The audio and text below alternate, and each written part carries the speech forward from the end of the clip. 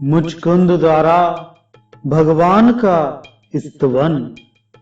व्यास जी कहते हैं, पूर्व काल में राजा मुचकुंद देवासुर संग्राम में युद्ध करने के लिए गए थे।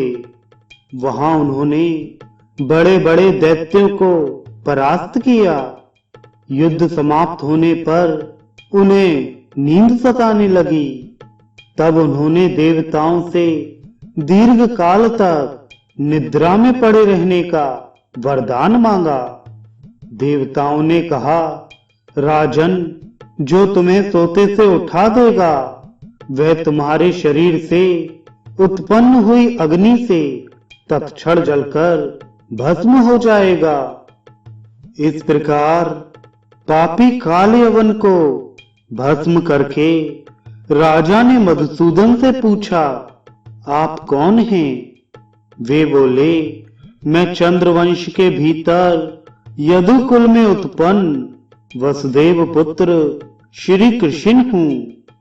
यह सुनकर उन्होंने सर्वेश्वर श्री हरि को प्रणाम करके कहा, भगवन, मैंने आपको पहचान लिया। आप श्री हरि के अंशभूत साक्षात परमेश्वर हैं।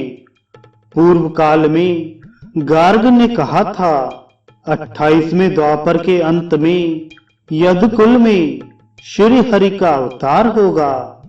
वे अवतारधारी श्री हरि आप ही हैं, इसमें तनिक भी संदेह नहीं है। आप मर्त्यलोक के प्राणियों का उपकार करने वाले हैं। आपके इस महान तेज को मैं नहीं सह सकता। आपकी वाणी महामेघ की गंभीर गर्जना के समान है। देवासुर संग्राम में दैत्य पक्ष के महान योद्धा भी आपके जिस महान तेज को सहन ना कर सके, वही तेज आज मेरे लिए भी असह्य है। संसार सागर में पड़े हुए जीव के लिए एकमात्र आप ही परमाश्रय हैं। शरणागतों की पीड़ा दूर करने वाले आप ही हैं। भगवान, मुझ पर प्रसन्न होइए और मेरे अमंगल को हर लीजिए। आप ही समुद्र, पर्वत, नदी, वन, पृथ्वी, आकाश, वायु, जल, अग्नि तथा पुरुष हैं। पुरुष से भी परे, जो व्यापक, जन्म आदि विकारों से रहित, शब्द आदि से शून्य, सदा नवीन तथा वृद्धि और क्षय से रहित तत्व हैं, वह भी आप ही हैं। देवता, पितर, यक्ष, गंधर्व, राक्षस, सिद्ध, अप्सरा, मनुष्य, पशु पक्षी, सर्प, मृग तथा वृक्ष सब आपसे ही उत्पन्न हुए हैं। इस चराचर जगत में जो कुछ भी भूत या भविष्य, मूर्त या अमूर्त अथवा स्थूल या सूक्ष्मतर वस्तु है, वह सब आपके सिवा कुछ भी नहीं है।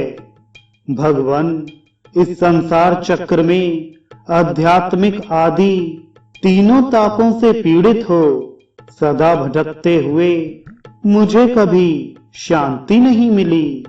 नाथ, मैंने मृग तृष्णा से जल की आशा करके दुखों को ही सुख समझकर ग्रहण किया, अतः वे सदा मेरे लिए संताप के ही कारण हुए।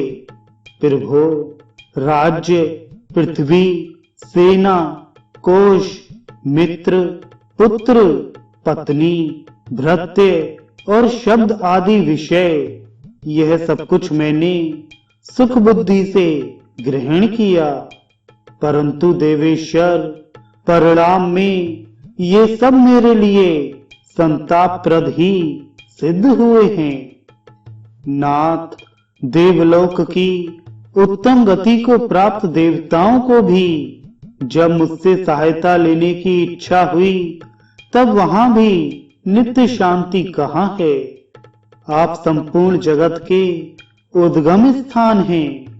परमेश्वर, आपकी आराधना किए बिना सनातन शांति कौन पा सकता है। जिनका चित्त आपकी माया से मोहित है, वे जन्म मृत्यु और जरा आदि कष्टों को भोगकर अंत में यमराज का दर्शन करते हैं। तदनंतर सैकड़ों पाशों में आबद्ध हो नरकों में अत्यंत दारुण दुख भोगते हैं। यह विश्व आपका स्वरूप है। परमेश्वर, मैं अत्यंत विषयी हूँ और आपकी माया से मोहित होकर ममता के अगाध गर्त में भटक रहा हूँ। वही मैं आज अपार एवं स्तवन करने योग्य आप परमेश्वर की शरण में आया हूँ, जिससे भिन्न दूसरा कोई परम पद नहीं है।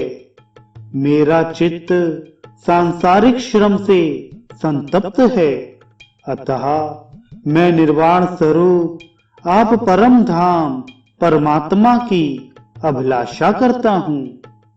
व्यास जी कहते हैं, परम बुद्धिमान राजा मुचकुंद के इस प्रकार स्तुति करने पर आदि अंत रहित सर्वभूतेश्वर श्री हरि ने कहा, नरेश्वर, तुम अपनी इच्छा के अनुसार दिव्य लोकों में जाओ और मेरे प्रसाद से उत्तम ऐश्वर्य से संपन्न होकर वहां के दिव्य भोग भोगो।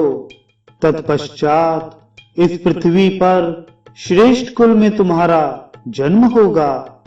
उस समय तुम्हें अपने पूर्व जन्म की स्मृति बनी रहेगी और मेरी कृपा से तुम मोक्ष प्राप्त कर लोगे।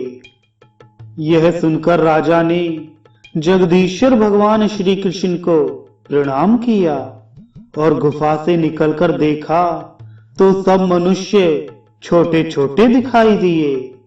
तब कलयुग आया जान वे तपस्या करने के लिए गंधमादन पर्वत पर भगवान नर नारायण के आश्रम में चले गए।